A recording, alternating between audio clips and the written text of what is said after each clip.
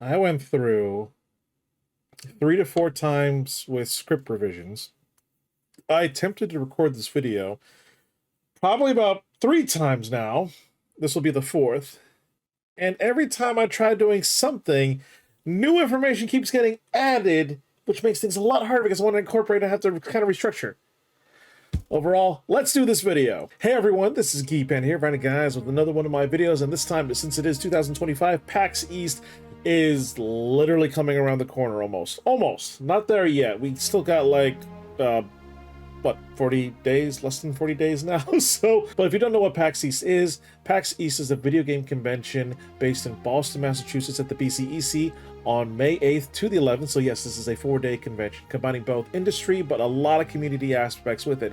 Not only get to play some upcoming games, both AAA and indie, there's also tons of panels, events, and all sorts of things going on, both on-site and off-site, especially with the after parties. With that, starting a couple of years ago, I decided to do these PAX East tips videos, and basically the reason why is when I first went there back in 2012, I felt overwhelmed. I went there only for 1 day, but it's just like, oh my god, I just felt overwhelmed with everything. So I decided to make these tip videos in order to help attendees have a great time, essentially just hit the ground running and just maximize the potential fun and great memories that they'll make here at PAX East coming up. I also including tips for content creators. Yes, the PAX East 2025 tips video is for not only attendees, but also content creators out there. So the video is going to be split up into 2 different parts. Part 1, which is right now, is the pre-game elements, the planning, the logistics, making sure everything's all done and figured out before the convention itself. Part 2 is essentially you're there arriving in Boston. What are you going to do with the hotels, convention, the after parties, so on and so forth? With that, I do like to introduce myself. My name is the Geeky Panda, your tactical degenerate weeb that likes to play games. As such, if you're wondering, oh, he must be a family-friendly content creator. No. I'm just going to give you a heads up. If you're watching this video with your family, yeah, might not be the most best thing ever, but if they're okay, I'm just giving you like the little, like, you know, like a warning here before, you know, I just start speaking how I usually speak. I grew up as a Navy brat for, you know, what can you expect? But anyways, warning gone, let's fucking do this. First and foremost, badges. How long are you going to be, you know, staying in Boston attending PAX East? Since PAX East is a 4-day convention now, it used to be a 3-day, but now it's a 4-day from Thursday to Sunday. What days will you be attending? So I'm here to break it down Barney style. Thursday is the beginning of the convention. It's generally the lighter side of the con with people coming in. Honestly, if you're going all 4 days, Thursday is a great day to do a little recon work, basically. If you are overwhelmed with the amount of people and noise and stuff like that, Thursday is a good way to kind of break yourself into it, essentially.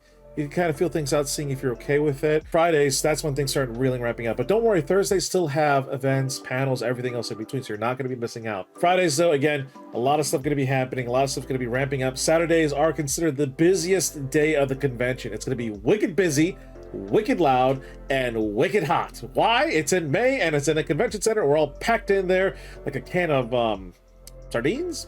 Am I saying? Picking the right metaphor here. I'm just giving you the heads up out there. And Sunday, it is the end of the convention. Everyone's either tired, hungover, tired, possibly dehydrated, maybe do some little shopping because dealers tend to do some deals on the last day. But yeah, essentially with that, if you go all 4 days, excellent. If you go maybe 1 or 2 days, no problem. They do have 4-day badges and single-day badges. If you're wondering how much they are, 4-day passes are $257, while single days is $68.50. Do know there is taxes and, you know, sales tax and all that stuff after, you know, just a heads up. There is a BYOC pass, or bring your own computer pass. You can bring your PC to the BYOC area, but they did just recently sold out. And if you're thinking to yourself, oh, I bought this pass to get cheaper to get in, no, it's considered an add-on.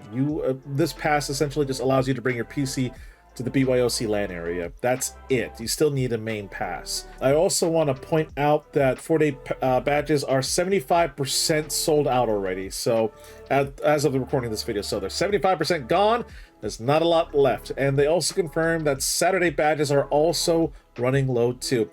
They're probably going to run out pretty soon here, and I'll explain why. Essentially, the more events and the more announcements of the convention, the more people will be inclined to start buying out these badges, essentially. Now, if you do pre-reg, especially before March 28th, you will be potentially invited to the Omegathon, a competition of PAX attendees in a variety of games. Now, last year, the final round, which happens on Sunday, it's literally the last thing in the main theater, they played both Minesweeper and Space Pinball, which honestly is fucking awesome because Minesweeper, I never really got it, but Space Pinball, oh, I played it a lot growing up. It's an awesome experience. I do highly recommend it, and they'll send out the invites for it as long as you do it before March 28th. If you pre-reg after, you won't be invited, but it is optional too if you do get the invite. Now, again, badges are known to sell out, so just FYI, make sure you grab them as soon as possible.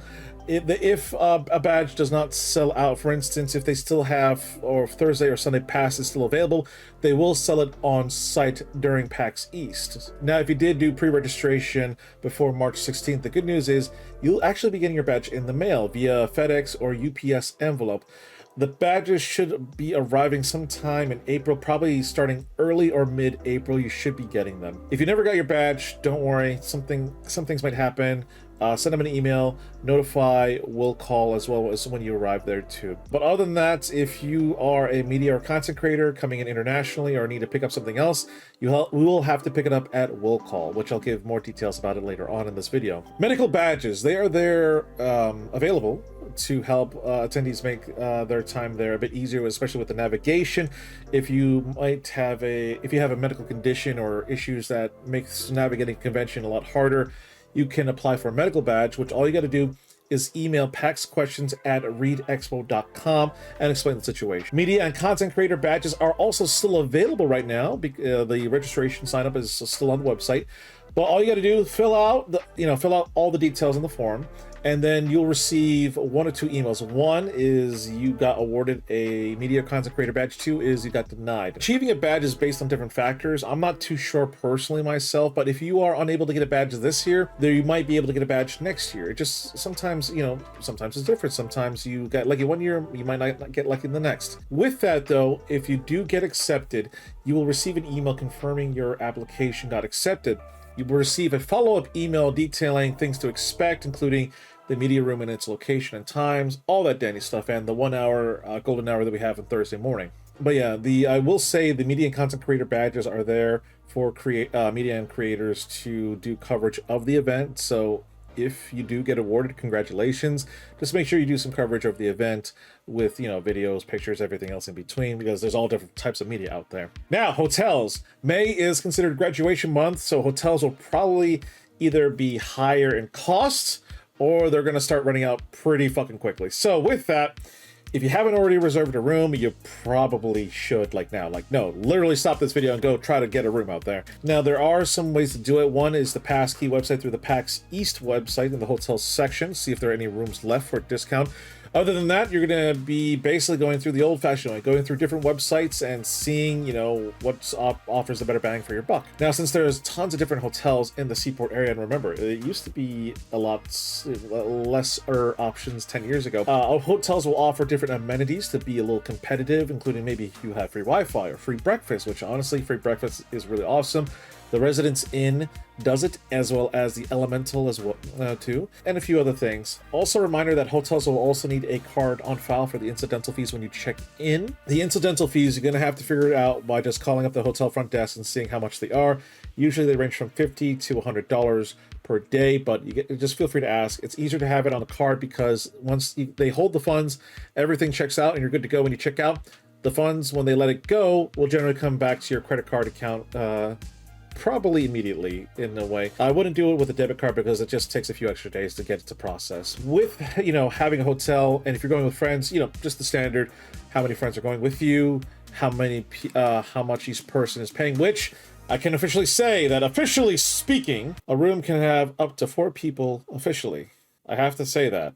Yes. If you are planning to also use the hotel valet, feel free to give the hotel a call to see how much the valet rates are per day. Planes, Trains, and Automobiles, and honestly, it is a great movie. Go check it out. Beach walking, huh? You gotta figure out how you're gonna get to Boston. Some people are lucky. All they gotta do is walk down there or take a cab. Other people, like myself, can either drive down there, take a bus, or take a train. Other people, they go on a full-on road trip or go flying in across the country or even across the world. If you are taking a bus, a train, or a plane, order your tickets as soon as possible. Also look into the bag check situation because sometimes they will charge for bag checks. Normally buses and trains don't do that, but there is a weight limit, so make sure you go in with all the details there. The closer it gets to the date of PAX East, the higher the cost of the ticket. And because PAX East, a lot of people attend it, you're probably going to see trying to find, you know, a harder time trying to find a ticket because, you know, sometimes they might sell out, or a certain, you know, time frame they sell out. Like I know with the trains, especially on Wednesday, a lot of people come up. Like literally the whole train is basically filled to the max and brim here. If you are planning to drive to Boston, please make sure your vehicle is road safe, full tank of gas when you start, and if your gas goes down halfway, fill it right back up again. Take breaks when needed, situational awareness, and when you get to New England, the drivers are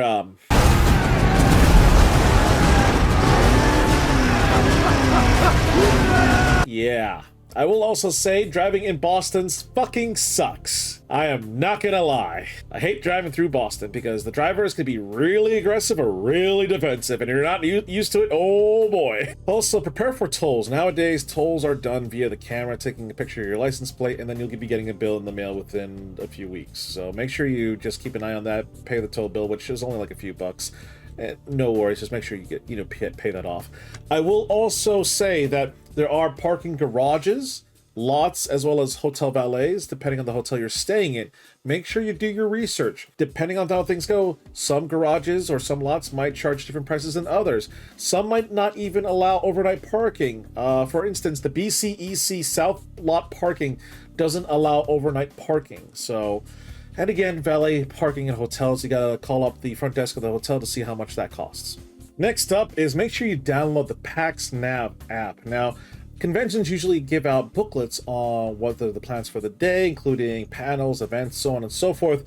The PAX app is essentially that. It's extremely useful, and it also contains stuff like the complete schedule, what panels are happening, what events are happening at the convention center itself, and maps to not only the expo hall floor, but also the BCEC. But as of right now, they don't have a full schedule yet, and the maps are not available as of yet too, so it will probably come out a little later on. As such, though, feel free to download it. It is available on both Android and Apple devices. I will also say too, it does have extra features, including one of the nice things I love about this is, hey, I want to check out what's going on, you know, for the line of certain events. They do have PAX lines on there to help be like, oh, hey, the wait time is looking like this. They also is a little button here with report a problem. Now, if you are getting harassed or there's a security concern, hit report, go to report a problem and fill out a small form, and the enforcers will take a look at that. But yeah, as of a recording of this video, the PAX app has not been updated yet with PAX East 2025. It is coming soon though, so you probably will be updated starting next month, maybe, give or take, you know, all things considering. Boston! I fucking love this city, and there's so many things to do there, including so many different restaurants out there, and with vegan options, by the way. There's also a lot of shopping, events, sports, movies, everything else in between, including museums. If you want to check out Boston because you got some spare time, do a little research. If you're planning to go to a restaurant, make a reservation because it's going to be packed for the weekend, and making a reservation helps out a lot. I also would recommend, if you plan on ordering a food via delivery in Boston, a lot of restaurants, you know, 10 years ago, they usually had their own delivery drivers. Nowadays, they heavily utilize Uber Eats or DoorDash. And I understand that the food price may be a little higher because of it, but a lot of places utilize those. Now, granted, not all. Some of them, like Domino's, still have their own delivery drivers, but I'm just giving you a heads up. Also, if you're driving into Boston and want to know one thing about Boston, Boston is just nuts when it comes to driving. It is literally, the drivers are either overly aggressive or overly defensive. You will get lost in Boston. It happens. Don't worry. If you get lost, people in Boston literally use buildings as landmarks to figure out where they are. So, also, fuck you, Quincy. I always hate the traffic there, and I'm coming up on I-95. I just fucking hate it. Next up is a packing list. Yes, this is a packing list, which you feel free to make a packing list and check it off once you start packing for the convention. Usually for me, I start packing probably a day or two before, at least maybe even 3 days out. And well, granted, I wash my clothes and all that dandy stuff, but with this, hopefully this will help out a lot. First and foremost, clean clothes for each day, including clean underwear for every day and 2 pairs of socks every day as well. I also pack an additional shirt underwear and a pair of socks and maybe something else. Well, I have like pants and shorts, so no worries about that there. But I always have something like in case of an emergency, like, oh, I spilled my clothes got wet, or I spilled like a drink or food on it. No worries, I got my emergency clothes right here that I can use. Next up, toiletries, including toothbrush, toothpaste, deodorant. I'm gonna hammer it in there, deodorant. Reason being is we follow the 6-2-1 rule of conventions, which includes 6 hours of sleep, 2 meals a day, and daily shower. Or showers, depending on how things go. But no, feel free to bring your toiletries and everything else. The hotel will offer shampoo and body wash for their showers in the room, but I usually just bring my own anyways. But yeah, just don't forget your toiletries and everything in between. Phone and charger, of course. I do bring a spare charger as well, including a portable battery pack to help keep my phone charged throughout the day. I spent like 40 bucks on mine, and it gives me 3 to 4 full charges for the whole day. So, and if you plan on streaming with your phone during PAX East or everything else between, it helps out a lot, keeps you mobile. You don't have to stop by to a outlet and plug in and wait for your phone to charge, because a lot of people are going to do that anyways. Money. With that, I do agree that budgeting your trip, including setting specific money aside for, hey, this is the money for my hotel, cool, this is the money for food, this is the money for spending things that I want. Set something up similar to that. If you run out of spending money during the convention, do not tap into, let's say, your food money. If you're wondering how much money should I save up for food, honestly, I usually save up probably 60 bucks a day for food. So if I'm eating 2 meals a day at 30 bucks each, so $60. So, and then if you do 60 times 4, which is going to be $240, which honestly isn't too bad. Or if you just want to round it up to 300, no worries there for a little extra, especially who doesn't love desserts. Make sure you start, saving up money and budgeting for certain things. I will admit having a small first aid kit is really helpful, but you don't need to pack in like something like a tourniquet or a cold pack or anything like that. We do have EMTs and medics on site in the medic room, but if you want to have something like Band-Aids, for instance, or some ibuprofen, totally fine and recommended personally. That being said, I highly recommend bringing in your prescription medication. Don't forget them. Even make a checklist to remember bringing them. I've seen instances where people think, oh, I forgot my medication, or oh, I don't need to take it, I'm fine. And then, lo and behold, they have to get busted via an ambulance to the hospital. So just, if you need your prescription medication, make sure you don't forget it. I know people out there are very overwhelmed when it comes to loud noises or crowds and everything. Bring some noise canceling headphones. It'll help out a lot, especially when things get really busy and noisy there. Also, bring comfortable shoes. Yes, you are going to be on your feet all day. You might even do 10,000 steps in the first 2 hours, which has happened before. So make sure you bring some comfortable shoes. I do recommend looking into some like double foam insoles or gel, like from Dr. Scholl's or some third party thing that you can buy for cheap. Honestly, it'll help out a lot and go a long way.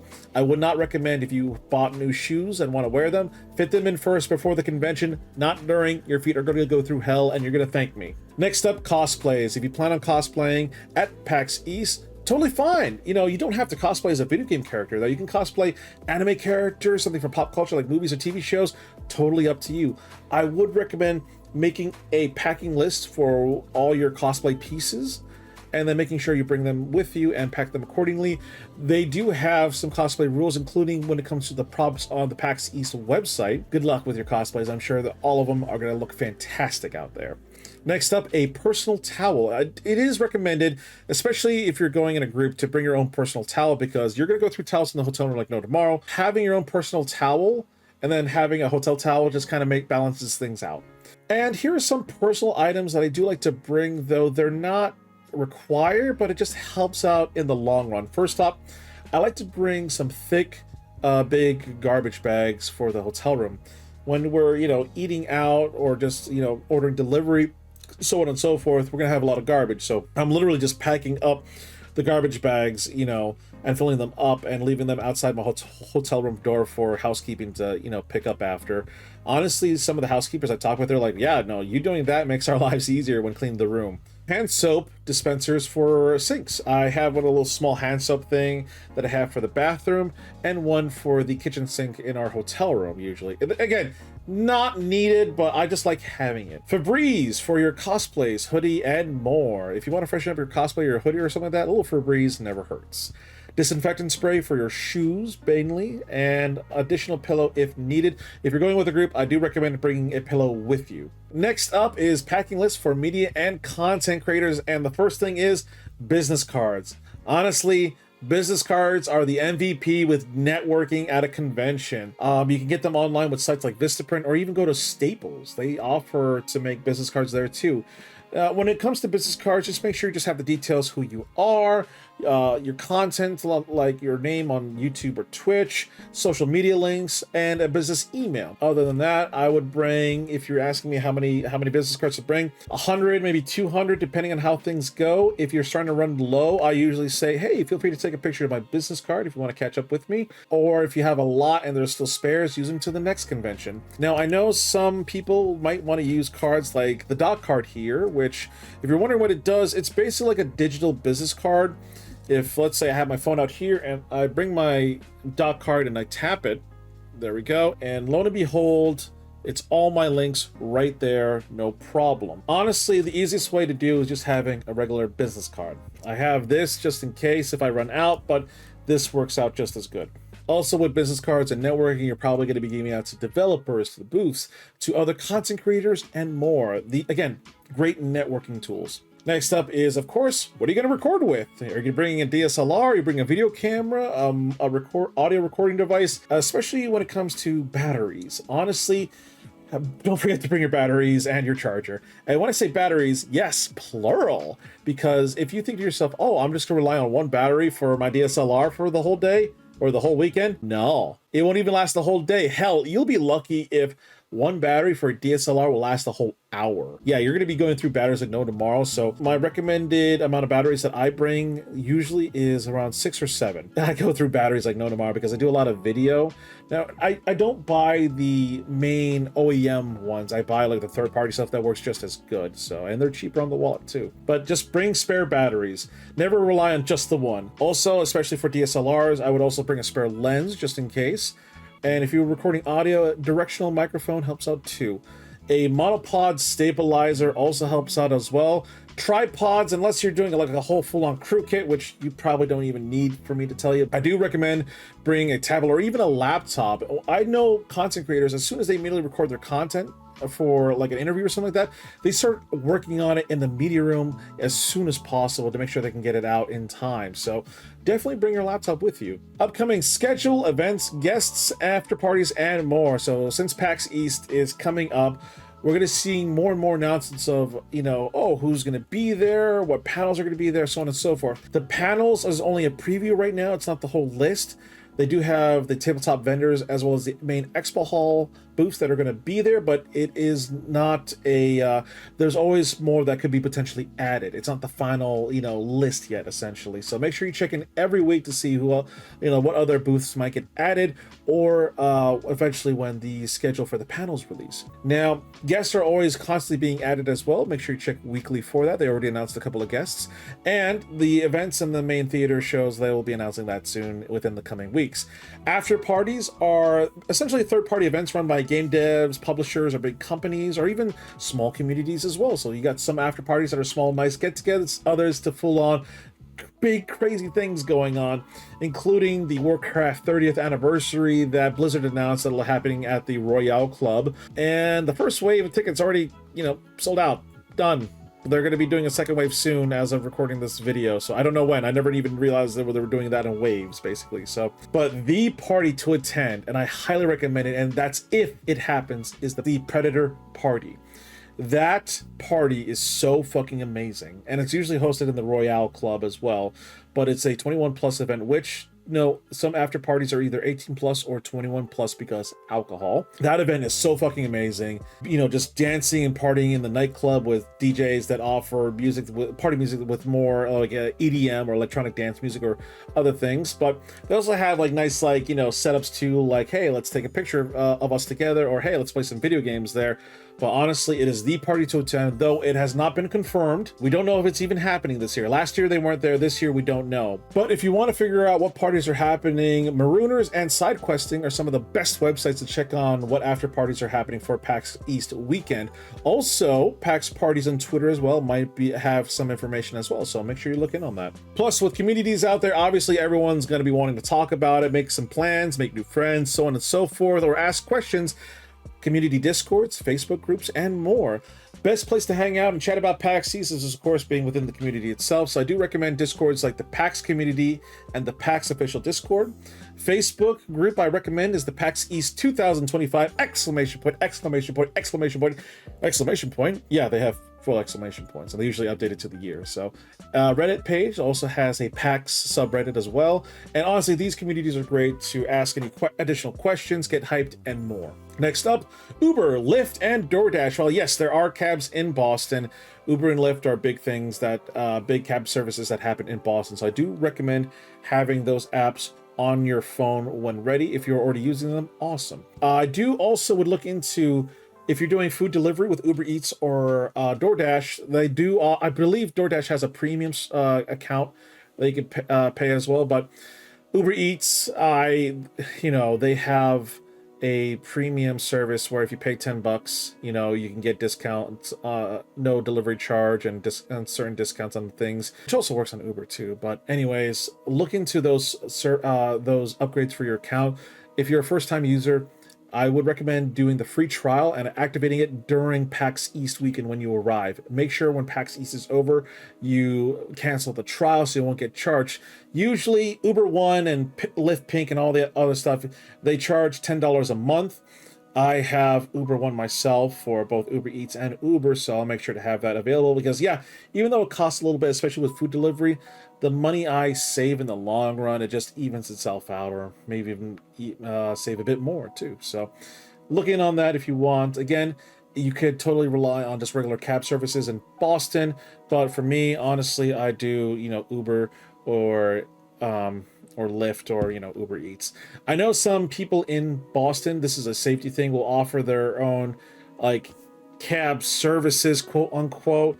It's honestly more of a safety risk because you're not doing it through Uber or anything like that, and they might be asking you for more money anyway. So just honestly, if someone's like, "Hey, you need a ride," I'll take you wherever you need to go. Honestly, just wait for your Uber or your Lyft to come pick you up, or have the hotel call in a cab for you and make sure you see that cab vehicle. Weather in New England. Yes, New England weather can be unpredictable at times. Hell, we had a snow in May at one point too. So honestly, I would start looking out for the weather 2 weeks out from PAX East. 1 week out, I would be like, okay, now we can kind of figure out what's going on.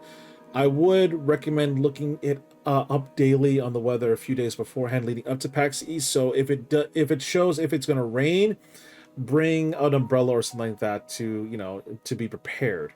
The weather is also going to be warm too because May is going to be start of summer essentially. So again, dress accordingly, but just be prepared. All right, now we made it to part 2 of my PAX East 2025 tips video. So part 1, we essentially cover what we need to do beforehand. Part 2 is you're right here at the event, ready to go. So with that, you arrived in Boston, ready to attend the convention. All your plans are leading up to this very moment here.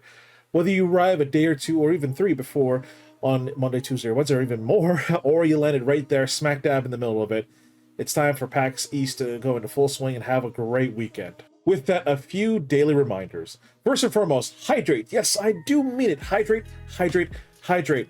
You're going to be going around, walking around all over the place. The best thing to do to your body is literally hydration. Drink plenty of water every single day. Personally, throw in there a Gatorade or vitamin water to help fill those electrolytes. But again, drink plenty of water. I also would recommend picking up, I didn't put this in the packing list, but I would probably do it now. If you want to get some vitamins to help start off your morning, a little vitamin boost here, it helps out pretty well here, especially for PAX East. So also wash your hands whenever possible. Now I know you might have hand sanitizer. A lot of things in PAX East are wiped down a lot consistently by the vendors and their booths or by the convention center staff themselves. Throughout their whole day, wash your hands throughout the day. Don't just wash your hand once and that'll be done with it. Wash your hands throughout the day. Warm water, soap, rinse, lather, all that dainty stuff, you're good to go. Now, next, this is very important. If you are feeling very sick, I mean very, very sick, you are unable to get out of bed properly, I'm going to be 100% fucking honest. Stay in bed, get plenty of rest, drink plenty of fluids, get something a little bit to eat in your stomach, just rest up and relax and try to feel better. If you're going to a convention feeling like shit, you are going to make your time like a lot worse. And at worst, you might get other people sick. So if you're feeling very sick, just stay in your hotel or stay at home and just get better. You know, there's always next year, no worries. I understand it's important, but your health comes first. With that, take breaks whenever needed. You're going to be on your feet a lot. There's going to be so many things to do, whether you need a break to rest your feet or a mental break just to kind of reset yourself. Feel free to take a few breaks throughout the whole day. 10-minute breaks here and there. Go outside, get some fresh air in the lawn D. Sit down, relax, maybe in the console free-to-play area and chill. If there's an AFK room, it's a great place to de-stress and just kind of zone back into it, basically. Or zone out a little bit, depending on, you know, basically. Also, start off your day with a fully charged cell phone, so don't forget to recharge all your batteries, your cell phone, and everything else the night before.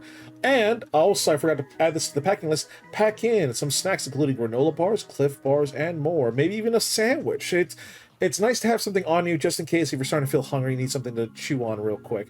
Personally, for me, granola bars, Cliff bars, maybe even some jerky goes a long way, but hey. Also, during the convention, we abide by the 6-2-1 rule, which is 6 hours of sleep a day, 2 meals a day, and 1 daily shower, or showers, depending on the scenario. But no, seriously, 6 hours a day minimum.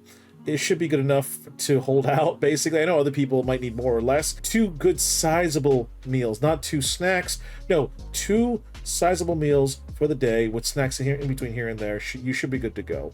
And then, of course, a daily shower. And what we mean is take a fucking shower. I'm going to be 110% fucking honest here. Personal hygiene is always a must, and we should always observe, you know, your health when it comes to personal hygiene, including making some good, healthy choices, including taking a shower, taking daily showers. If you feel like you're starting to funk a little bit, it's been a long day, you've been on your feet, you want to go out night out of town, totally fine taking another shower. Who knows? Or, hey, I'm in a really big cosplay and I'm kind of sweating a lot here. Maybe let's go back to the hotel, refresh real quick with a nice cold shower and go back at it again. But no, seriously, take a shower, observe your personal hygiene, use deodorant, all that dandy stuff. If you use cologne or perfume, which, hey, that's awesome, make sure you don't put enough on where the whole room smells you coming in. Put enough on, like a light amount of spray to be like, hey, if someone's close to you, they can smell it. It's nice, it's fragrant, you're good to go. But some people's noses might be a little sensitive to that stuff too, so just be wary here. And again, please take a shower every fucking day. I am being 110% serious. I've been going to the conventions for a long time now, and the con funk is real. So we're gonna do everything we fucking can, especially in this video, to combat it.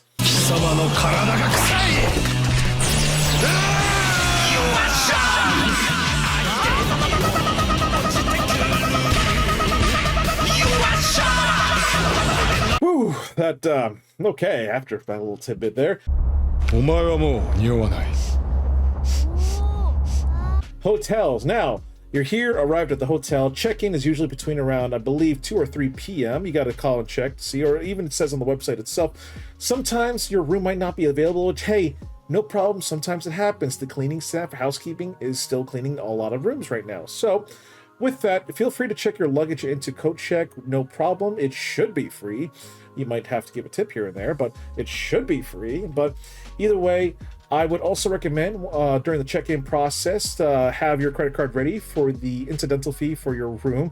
And once everything's good to go, hotel key cards are extremely sensitive to, let's say, your cell phone. So I would not recommend putting your key card right in the pocket with your cell phone. Put it separately because it'll just screw it up and you got to need a new one printed out. Now, once you're checked in, ready to go and head to your room, immediately take stock and take a look all around your room. You're going to investigate a little bit on if there's anything off, damaged, tampered, whatever.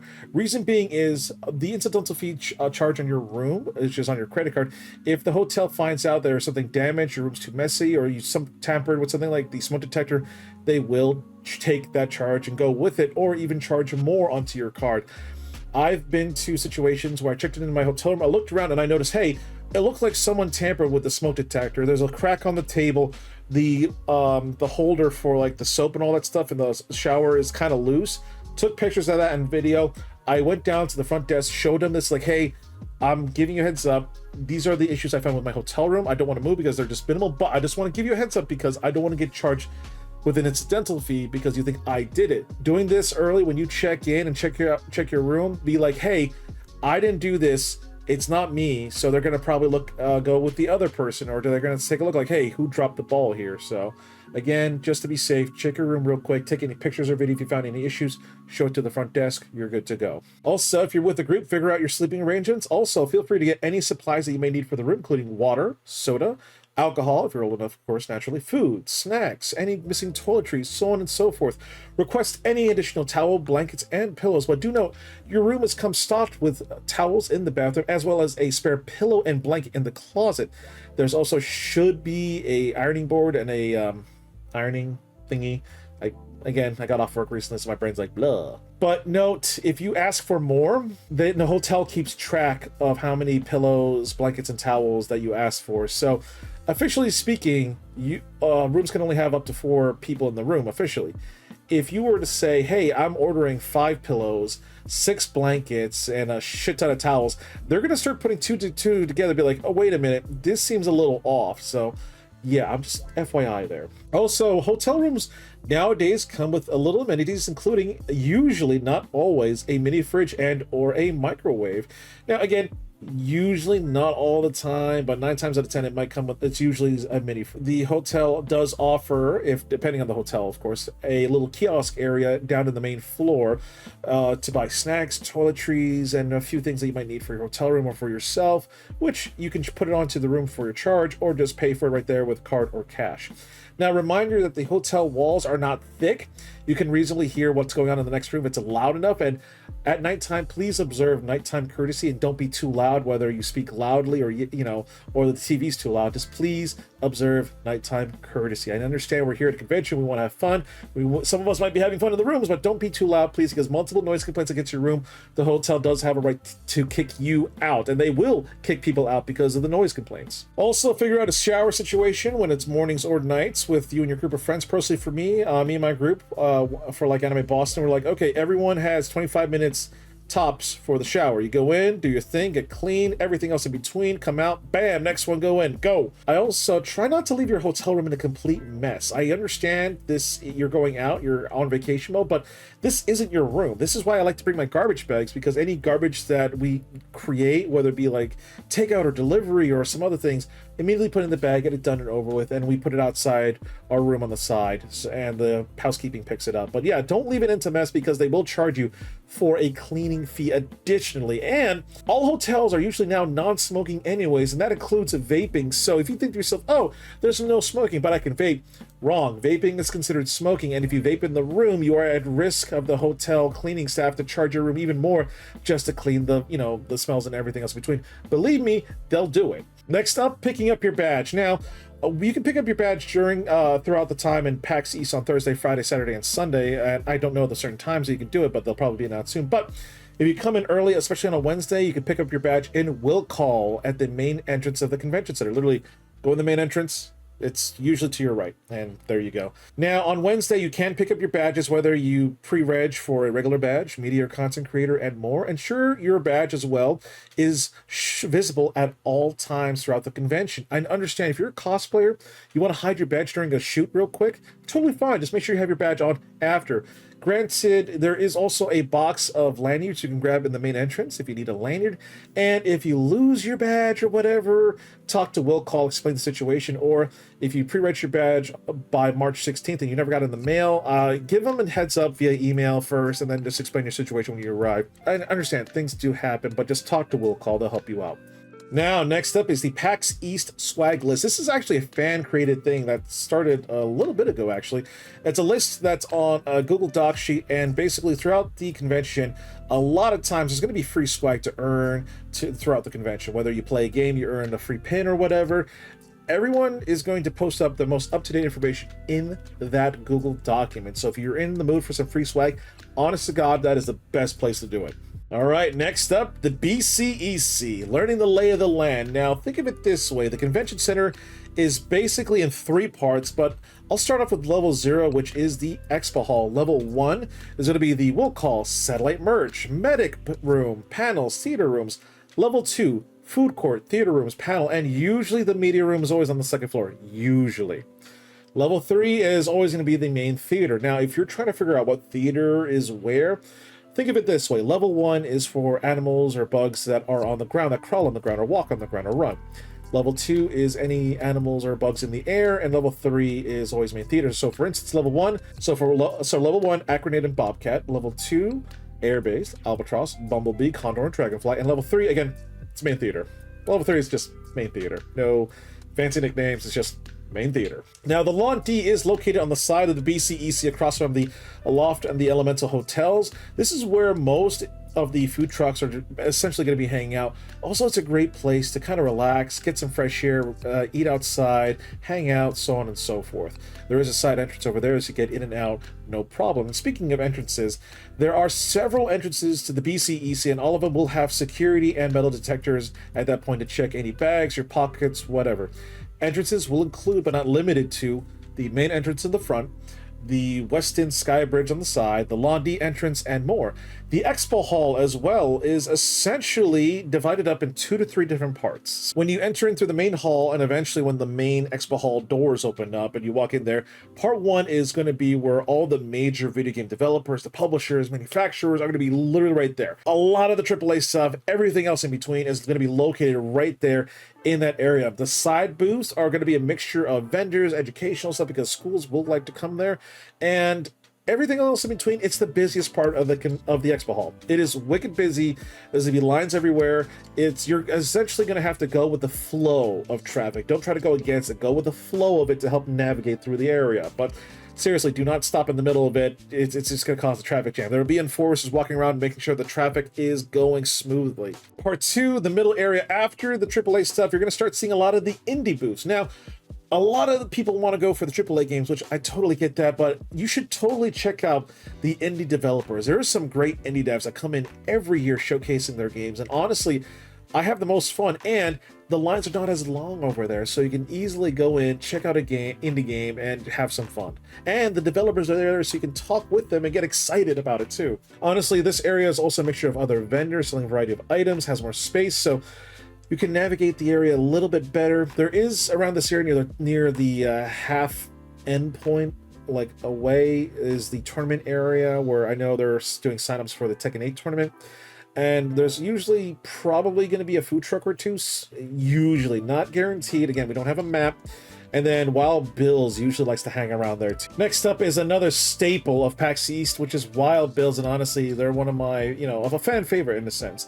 If you love soda, they definitely got you. They offer a variety of sodas to drink, but they sell their own mugs there, which you can buy. They usually go for 50 or 60 bucks, and then you can buy acquire or buy these daily vouchers. Essentially, for a small price, you can drink all day for free.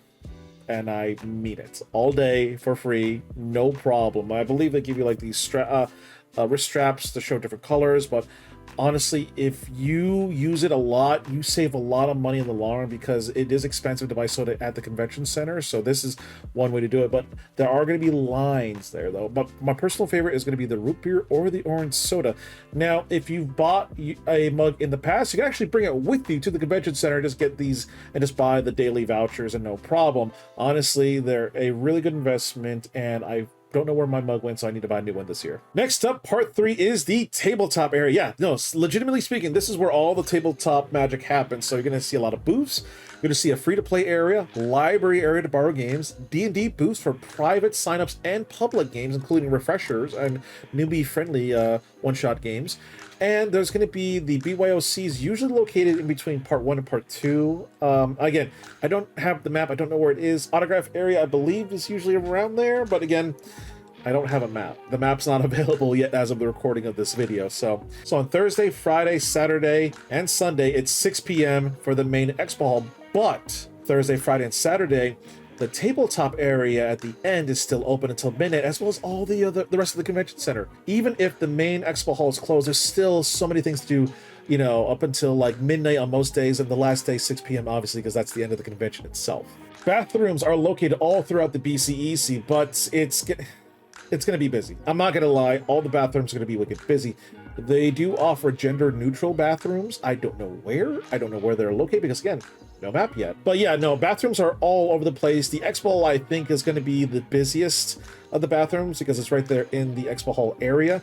The bathrooms on the first floor, level 1, aren't too, like, I think they have its own, 2 and 1 during peak hours, and depending on what's going on, like if there's a panel nearby, they can get a bit crazy, or they're generally a bit easier to try to get in and do your thing and get out. Again, all these bathrooms are try to get cleaned up by the staff at the convention center, would do a fantastic job trying to keep it clean, organized, and stocked with things like toilet paper. But either way, all the bathrooms are going to be busy at one point or another, so you might end up waiting depending. So escalators, stairs, and elevators are located all throughout the BCEC, including the expo hall itself and the other levels too.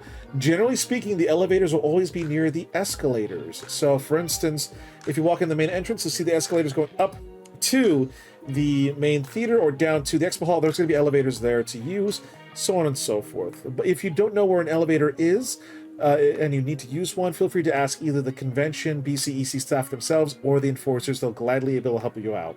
Public Wi-Fi is also available throughout the convention center, but during peak hours, especially on Saturday, it's gonna get a little slow. So yeah, I'm just giving you a heads up. It is available, and people use it to stream live on Twitch or YouTube or whatever right there in the convention hall floor. So it is powerful to do that, but again, during peak hours, it might just be a little finicky. So the BCEC also has a coach check.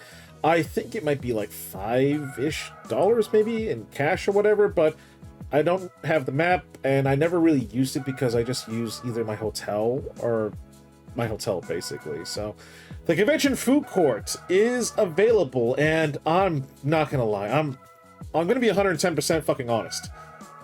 It's not worth it. The price is a little steep. Seating is always very limited because the food court's already crowded, but the food quality is, I mean, if you are in a quick bind, I don't blame you. Personally, though, and I'm being 100% honest, I'd rather eat from an MRE. I mean, it's not the worst food, but it's just with the price you pay and the quality of it, you can do better. But if you're in a quick bind and need something fast, yeah, it's there. But honestly, I recommend going to the food trucks. They're the saving grace when it comes to food during PAX East. Quality is so much better. And again, sometimes they're in the expo hall, but usually most of them are going to be out in the Lawn D itself, and there's such variety with it. You got notable trucks like the Chicken and Rice, the Chimichanga truck with Deadpool. You're going to find something that you're going to love and enjoy. Now, some of you might be asking, can you bring in outside food into the BCEC? Like, for instance, if I don't want anything, if I just want to order like some Chinese, or if I bring something from my hotel room in, it's a yes and no. It's a little bit of a weird gray area because officially, to a point, no outside food is allowed, but if something personal for you, like snacks, maybe a small meal, it honestly depends on the BCEC security there. Sometimes they're cool with it, other times they're like, no, it's not allowed, they'll turn you away, so you just have to eat it outside. I never really had any issues with it per se. I think one year they were definitely trying to clamp down on it, even they were giving problems with Dunkin' Donuts coffee, but generally speaking, it's a yes and no. It's a weird gray area. It just depends on them. Personally, for me, I never had any major issues lately, but who's to say I won't run into something this year? And even then, I'm totally fine eating my food outside anyway. All right, pins, aka pennies, because my god, this convention and its pin culture is fucking insane. If you enjoy collecting pins, well, PAX East is for you. A lot of pins are available to earn or buy during the event at PAX East, including the PAX East merch booth, both satellite and the main one in the Expo Hall. Will have pins, including exclusives for sale. Other booths might give them away if you play their game, or you can buy them right then and there. And there are both official PAX pins to buy and unofficial ones that booths will sell their own pins too. So it varies basically. Other booths in the Expo Hall will have pins, but including Cookie Brigade, which they are so fucking amazing. And there are also organized things to do like trading and other stuff as well. Speaking of Cookie Brigade, they are honestly one of the best fucking organizations that come to PAX East because, again, they give out cookies for charity. And they're a great organization. They will have a booth or two there at the convention. Again, we don't have the maps, but they do have a variety of cookies at their booth available, including, I believe they do offer gluten-free stuff. I'm not too sure about that. Maybe someone else here can verify, but personally for me, I always go with Snickerdoodle cookies. Always my go-to. They also have pins available, including yearly pin designs. And honestly, they are totally worth it. I am totally happy donating money to get some delicious cookies for charity. Sunday, though, it's going to be slim pickings, if any, because those cookies will go out quickly. So Thursday, they should be good. Friday, okay. Saturday, oh my God, they might be running out because everyone's there. So opening mornings and lines. I decided to mix the two because it's going to be lines regardless. PAX East will start opening up in the morning, times again to be determined, but usually they'll start letting people into the convention center 1 to 2 hours before the expo hall opens up. The main entrance will be the primary source to enter in, with the Weston Sky Bridge as well. But again, I don't know when the side entrances open up. Don't ask me. I always go in through the main entrance in the morning. There will be security as well with metal detectors and bag checks, so make sure you're ready for that. But the enforcers will direct you to where you need to go if you want to queue up to the expo hall lines, which is usually down in the rear left-hand side of the building if you're facing at it front. So with that, it's its own culture in a sense, where the queue lines, essentially, especially in the expo hall, prepare for things like beach balls, enforcers coming up to hype you up.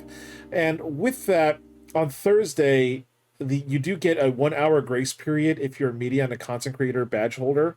1 hour before the expo hall opens up, they will stage the content creators and media right there near the expo hall lines. You just got to ask and they'll show you where it is.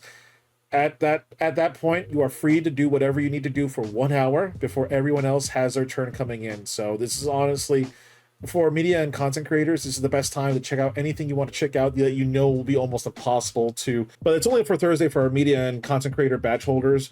Everything else is no. We all gotta wait at the same time. But honestly, you just feel the excitement in those lines. Just everyone wanting to be like, yeah, let's do this. You know, when the expo hall does open up, a lot of the AAA booths, including the demos and all that Denny stuff, will have lines. No, I have been studying these reports from the front lines. You'll note the plural form, lines. More to the point, again, there might be a line for a line, and if the line is ever popular for a certain booth, they will cap it. I've seen them cap booths before, especially with something like Nintendo or Pokemon. Whenever they're there, they've capped the line because there's too many people in line, and they gotta be like, no, we gotta cap it, we gotta see where we're at. So once the line goes down, they'll start adding in more people eventually. While waiting in line, there isn't much room to sit down, so there honestly isn't. This is where the comfortable shoes come in. Before going into any line, personally, I should have said this earlier, but before going into any line, use the bathroom first. Just get that out of the way. Use the bathroom first, have a water bottle ready, and have a snack because you might be there for a little bit. So another one of my lines tips, if you're planning to go to some popular panels or something in the theater room, I have to recommend go early to line up. I believe you can start lining up between an hour or two before the event starts, but the best people to ask are the enforcers that are actually stationed right there. They'll happily tell you, like, hey, when the line will start. So I know some people that'll actually start waiting unofficially, like when the doors open up. It could be like, hey, doors open up at 10, like in the expo hall and all that stuff, but the panel doesn't start until 3. They'll start waiting then. But feel free to ask them. They'll actually tell you, like, hey, this is what time we're going to start lining up. For the bigger panels or theaters and stuff, I highly recommend coming in early to start waiting early. But again, ask the enforcers. They'll be happily help you out to see what time you can start waiting in line officially. All right, next up is the media room and media content creator tips. Here we go. So for all those out there who got a media or content creator badge this year, congratulations. You will be receiving a second email coming up detailing all about the media room and everything else in between. So the media room is available for media and content creators. Non-media and content creator badge holders are not allowed in the room. Generally speaking, it's usually located on the second floor, but again, we'll have to wait and see where it's officially located. The room will also have a small dedicated team of enforcers there to help you out if you have any questions, wanting to figure out where things are. We'll help you out the best we can. The media room will also include an adjacent separate interview room next door, and this place is great because it's a lot quieter. You can schedule interviews in there. They're first come, first serve, essentially for scheduling. So honestly, it's great. With the media room, when you walk in as well, you'll notice a bunch of tables, a bunch of chairs, but also in the back, usually the cages. These cages are essentially lockers for you. You can rent out a key and lock for the cages. The numbers on them don't have to correspond with what cage you get. It's any cage you can pick, but to borrow a lock and key, usually you got to give them a business card or a number to reach you, because if you're not allowed to leave your items in there overnight.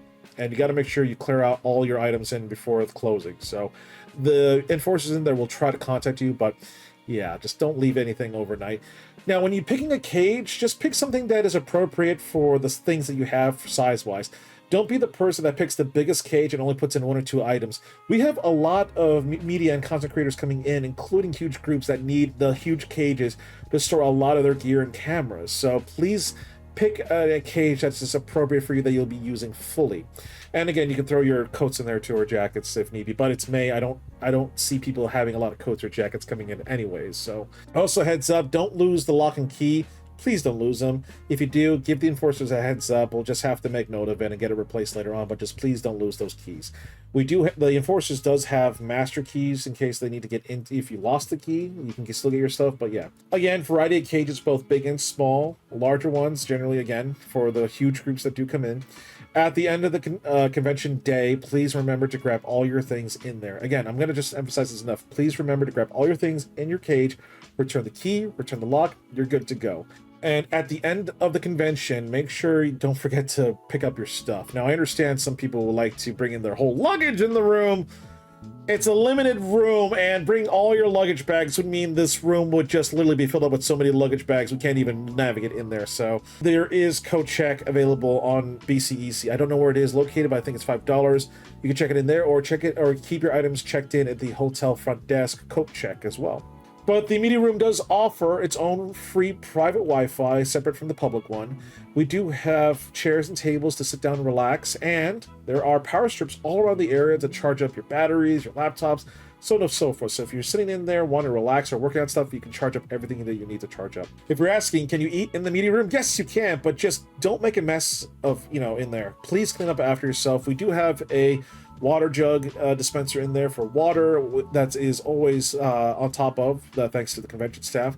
And there's a garbage bin there to throw away any garbage. Please just don't make a mess, clean up after yourself. The media room, you'll see a lot of creators in there working hard and relaxing. You think to yourself, oh, everyone must be working hard. No, it's also a place to kind of de-stress, relax a little bit before we got to do our next little, content creating thing, or like what or our other, opportunities or schedules that we have. So just sit down, relax, enjoy yourself, work on some stuff, talk, hang out, so on and so forth. Again, the media room is for you, the media and the content creators out there. I will have to say, it does get a little loud in the room, especially when there's a lot of things going on. Just don't be shouting or anything. Like, I understand we're all excited. Totally understand. Totally get that. But it does get a little loud there. So if you try to work on something, headphones or earplugs. Now, tips for media and content creators. First and foremost, you'll start receiving emails from developers, booths, and everything else starting basically this month.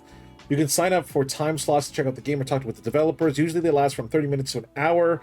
And I recommend not trying to set up meetings back to back, and those meetings are usually also first come, first serve. Now, when meeting the devs at the booths and everything else in between, first and foremost, always be respectful. When you're there at the booth, I always ask the devs and everyone there, like, hey, can I record myself at this booth? Is it okay to record the game? Or, everything else in between. A lot of times the people at the booth are like, oh my god, people don't usually ask that. So there are moments where, depending on the situation, if it's a public and all that stuff, 9 times out of 10 you're allowed to record. But sometimes they're like, hey, you can play it, just I don't want anyone taking pictures or recording it. Other times they might show off some closed door stuff, and usually you can't record anything that you see, basically, of that game or product or whatever. Also, exchanging of business cards. Yes. Now, do note the badge does not mean you can skip lines in like events or panels or whatever. Granted, if you're signing up for, like, hey, I have a 1:00 appointment at, let's just say, Larian's, or I'm just throwing it out there, like Larian Studios. I come in at 1:00. I would like to arrive 5 to 10 minutes early. Or always arrive 5 to 10. Be early. Never be on time or late. Next up, West End is known as the LobbyCon, basically. The West End, which is essentially the convention hotel because it's connected to it via the Sky Bridge, is considered the LobbyCon experience for PAX East. It's a great place to hang out, network with developers, content creators, or with your friends. And honestly, a lot of people would like to play games there, whether it be board games. A lot of people like to drink there at the bar.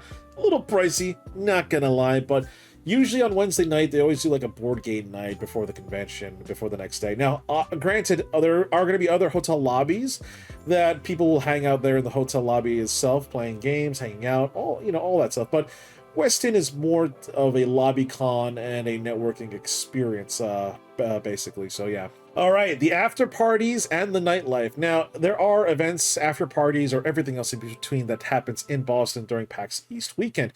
There are usually parties and events every night of the convention, and even sometimes on Wednesdays too. Check websites like Marooners or SideQuest for what parties are going on, and even on Twitter for accounts like PAX Parties. Now, notable callouts is the Warcraft 30th anniversary, which is Saturday night at the Royale. You do have to get tickets for it. The Wave 1 was already released and immediately all sold out. Wave 2 will be releasing hopefully soon, but you got to be on top of that shit. Another party to note is the Twitch Boston and the Sonic Boom party happening Friday night. You do have to buy the tickets, but honestly, the first party I went to, not bad at all. They had great drinks. I played some games there. Honestly, I had a fun time there. Now, reminder that some of these events and parties are at least 18 plus or 21 plus, depending on whether or not alcohol is offered. Always bring your ID. Bring a valid ID, whether it be a driver's license or a state ID, or even your passport. Make sure they're not expired. Expired IDs or passports are not valid, even though it's like, oh, hey, I'm really this, old, but it's expired. Well, the bouncers and the bartenders will be like, no, this is bullshit. And like, renew your ID. So if your ID or whatever is going to expire before or during PAX East weekend, honestly, just take the time to renew it now. Just renew it now, okay? Just get it done and over with and renew it now. Nighttime, the cabs, Ubers, Lyfts, and everything else in between is also going to be a bit busy depending on the time, so you might see some increased pricing temporarily. Alcohol-wise, first and foremost, don't go over the limit. Don't even go near your limit. Just don't go over the limit. I understand we all want to have a fun time and drink, but please don't go over the limit, because the last thing you need is to start puking out your guts all over the place. It's going to ruin the whole night, or worse, get an ambulance ride to the hospital. So also, again, drink plenty of water throughout the night. Have Powerade or Gatorade available for you in the morning, but before you start drinking, always eat. Never drink on an empty stomach. It's the worst thing you could ever do. Personally, what I usually like to do is have some pizza, because of the bread, or have some rice, like fried rice or something like that. I'm good to go. Personally, I try not to start a tab on my card. I always try to bring cash with me, because at one point, and a couple of years ago, my tab was, I think, $500. I couldn't remember jack shit what happened during the night. My cell phone showed that I apparently had a fun time and made new friends, but yeah, $500. This is why I bring cash, or try to bring cash as much as I can. And please tip the bartenders and the servers if you do go out. Now, I do also recommend being safe out there. Some bars even offer drink covers. There are some cab drivers, and this is just regularly clothed people who have their vehicles like, hey, you need a ride, I can get you a ride over here. They're not part of any networks or Uber or anything. Like, if they're not part of the official cabs or the Ubers or Lyft or whatever, don't do it. Safety wise, they'll try to gouge you out as much money as they can as well. Avoid these drivers. Use an actual cab service, Uber, Lyft, or whatever. Also, safety in numbers too. I know you want to enjoy your night, but be safe out there, and I hope you do have a lot of fun. All right, it is coming to an end. Everything has to come to an end, including PAX East. So with that, Sunday is going to be an interesting day, because you're going to feel people a little tired, or a lot, hungover, most likely, and everything else in between. Sundays is literally the last ditch effort to check out any last remaining games you want to check out, panels you want to see, maybe get an autograph or two if it's available, so on and so forth. The dealers also offer possible discounts depending on the scenario, because hey, they don't want to take as much stuff back as they took, in the beginning. So this is a good time to do a bit of shopping, but granted, some items might already be sold out, so just pick and choose your battles, basically. Or you might just get some free stuff regardless, because they like to do bundle deals too. With that, the convention center does close at 6 p.m. I know all the other days was at midnight, but no, Sunday it's always going to be 6 p.m. One of the last things I do highly recommend checking out is the Omegathon final round. Again, highly recommend it. As far as everything else in between goes, this is like, hey, we're going to start, heading out, everything else in between. So at 6 p.m., the convention center will close down. Everyone has to leave, while basically all the booths get torn down. Everything gets reorganized and shipped out again. because there's going to be another convention coming in like a day or two. So honestly though, PAX East is a convention where you make the most of it. It's legitimately, you make whatever you make into your adventure. Do you want to go there to play the games? Awesome. Attend the panels? Cool. Or maybe some of the nighttime events even. You just make the most of it and have some fun. You're gonna make some great memories, make some new friends, or hang out with your usual ones as well. For me personally, conventions are a great way for me to see some of my friends I don't see too much.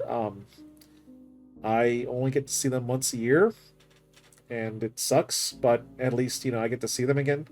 So yeah, but other than that, I like to play a lot of games, make my videos and all that dandy stuff. But as far as everything else goes, if you are leaving on Sunday, I recommend getting enough sleep Saturday night. I understand you want to go out and have fun, but get enough sleep, drink plenty of water beforehand, because if you're driving back especially, it's going to suck because the traffic's going to be crazy. If you're lucky to go back home on a Monday, so much easier. My Sunday night ritual with my friend is always going to be, we're going to come back from the con. We're going to, relax a little bit, start packing our stuff up a little bit, order Chinese food, play some video games, and pass out for 8 to 10 hours of glorious sleep before we take the train ride back home. But it is an experience. So honestly, I hope you all had fun, and I hope this video helps you all out. If it does, please post down in the comment box, or if you notice tips that post it down there in the comment box below. And I've had people recognize me at PAX East throughout the years, like, oh, you're the tips video guy. Like, yep. So if you see me and if these tips help out, feel free to talk to me and say, hey, thank you for the tips video. It's like, I always, at the end of the day, I want to make sure that you, the attendees, the content creators, and everyone else in between has a great time there. So thank you all so much for checking out this video. You're all awesome out there, and I hope you all have a fantastic weekend at PAX East. Other than that, I will be making my own PAX East video vlog as well. Mine was late last year. I posted this year, but this year's video I'm gonna try to release it on time this time, and it's gonna be a long one. I'm hoping for an hour-long video, and I'm gonna post some other stuff in between as well, leading up to it and after. Other than that, thank you all so much. Don't forget that like button. Don't forget to subscribe if you haven't already. I do stream weekly on YouTube and Twitch, and I have a Discord. Other than that, keep being awesome and amazing out there, everyone. And I hope you all have a great PAX East weekend. This is Geeky Panda here. I'm out. Stay geeky, my friends.